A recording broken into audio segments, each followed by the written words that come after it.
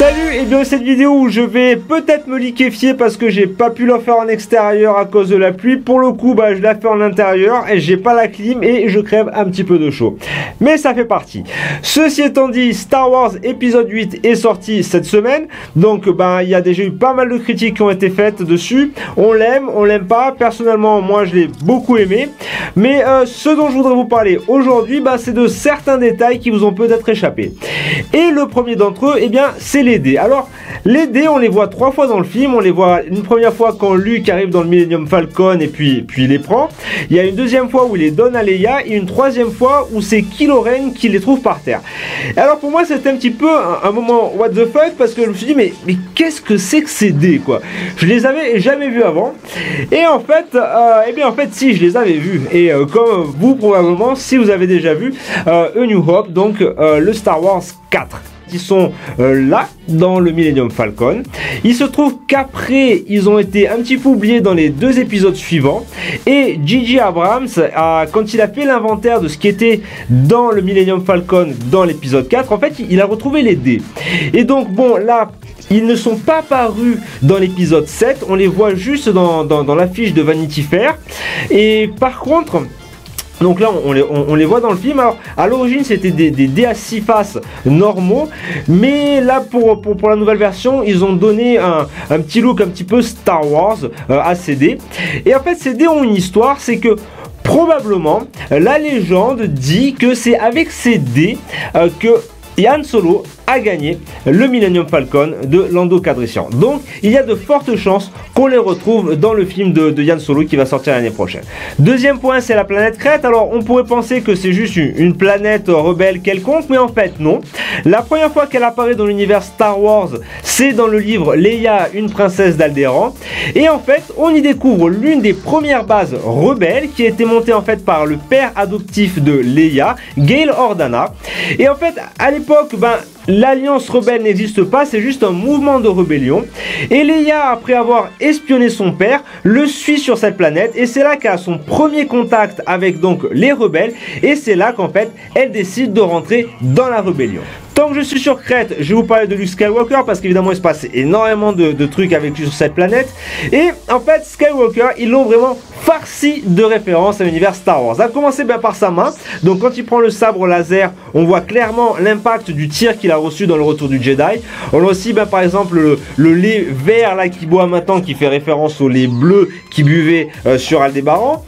On a par exemple la porte de Saüd qui est faite avec une partie du X-Wing. On a aussi une boussole qui traîne dans ses affaires, qui est en fait une boussole qu'il a reçue dans Battlefront 2, donc dans une des parties jouables avec lui.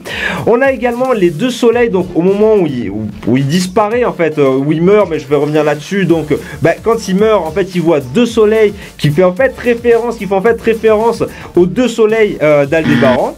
Et puis alors il y a des choses un petit peu plus subtiles, comme par exemple il y a un moment quand il parle avec Rey, il lui dit qu'est-ce que tu veux que je fasse? Je vais pas affronter le nouvel ordre avec une épée laser. Il utilise en anglais, il utilise le terme Laser Sword. Alors pourquoi Laser Sword?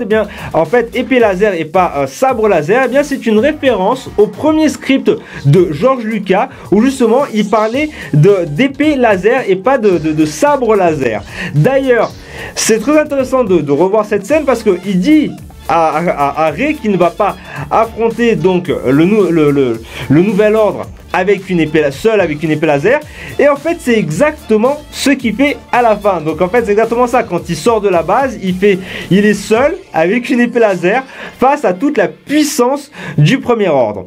Ceci dit, cette scène, donc cette scène finale, il y a trois détails qui nous montrent qu'en fait Luke Skywalker n'est pas là. Alors ils sont pas faciles à choper du premier coup, mais le premier d'entre eux, c'est qu'il apparaît plus jeune, donc sa barbe est un peu plus marron, sa coupe de cheveux est légèrement différente.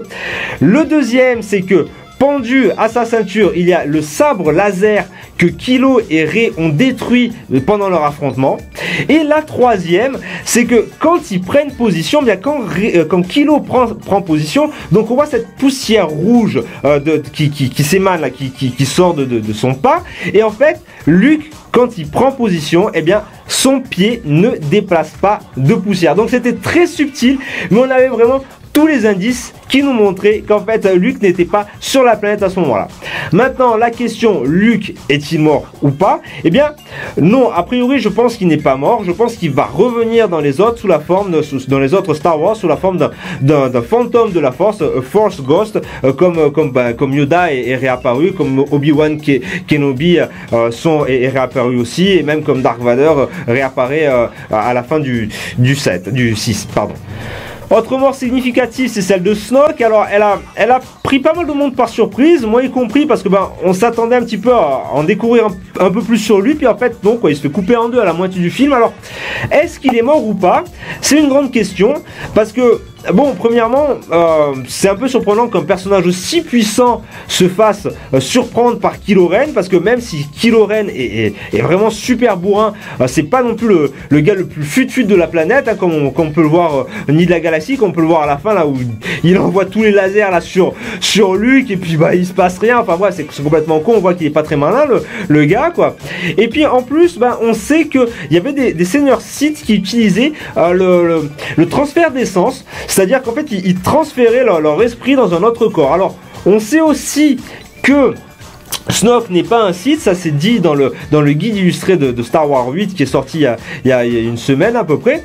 Bon, maintenant, je sais pas, là honnêtement ça va dépendre de Abraham, là voir ce qu'il va vouloir faire avec Star Wars 9. Cependant, on apprend un petit peu plus sur Snoke, particulièrement à travers la bague. Il a une bague et en fait cette bague, c'est il y a des inscriptions en doigty, et en fait les doigty, ils sont connus pour les quatre sages doigty qui étaient des conseillers au début de la République galactique, et ils étaient très controversés à travers les lois qui promulguaient et on les retrouve en particulier, on les retrouve particulièrement leur statut chez l'empereur Palpatine dans Star Wars 3. Donc est-ce que ça va amener à d'autres développements ou pas? On en saura plus pour la suite. Pour terminer la vidéo, dernier détail, c'est au sujet de la fameuse phrase I have a bad feeling about this, j'ai un mauvais pressentiment. Alors cette phrase apparaît dans absolument tous les films Star Wars, et évidemment les fans ont remarqué que dans celui-là, elle n'y était pas. Et c'est là où le réalisateur a contredit tout le monde, a dit si elle y est. Donc, par conséquent, si elle est vraiment présente, elle est dans une langue extraterrestre. Et il y a de forts soupçons qu'en fait ce soit BB-8, BB-8 qui l'a dit au début du film quand Poe est en train de raconter n'importe quoi à Hux là. Et en fait, il dit quelque chose et il y a Leia qui dit je suis avec BB-8 sur ce coup. Donc en fait, a priori, ça serait là qu'on entend la phrase I have a bad feeling about this. Voilà, j'espère que vous avez aimé cette vidéo. Et non, c'était la fin, c'est pas terminé. Donc en fait, c'est parce que j'ai oublié de vous parler de deux trucs super importants. Le premier, c'est au niveau des livres Jedi. Alors, si vous vous rappelez bien, quand Yoda détruit l'arbre sacré des Jedi, il dit un truc à Luke du style t'inquiète pas pour Rey, elle a tout ce dont elle a besoin.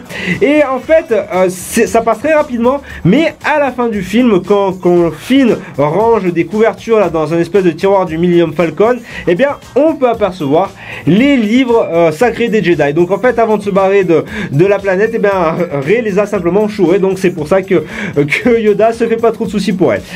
Après, c'est au sujet des caméos. Alors, le film est blindé de caméos. Et par exemple, eh bien, si vous vous rappelez sur la scène sur Crète, il y a un Gus qui lèche le sol en disant que c'est du sel. Et bien, à sa droite, c'est ni plus ni moins que le réalisateur de Rogue One. Dans cette même scène, on aperçoit trois personnes à qui Steve, c'est en fait les trois fils de Mark Hamill. On a la fille de Leia de Carrie Fisher qui a aussi un rôle, et on a même le chien de Carrie Fisher qui fait son caméo. Voilà. Bon, maintenant c'est terminé pour de vrai. Allez, amusez-vous bien.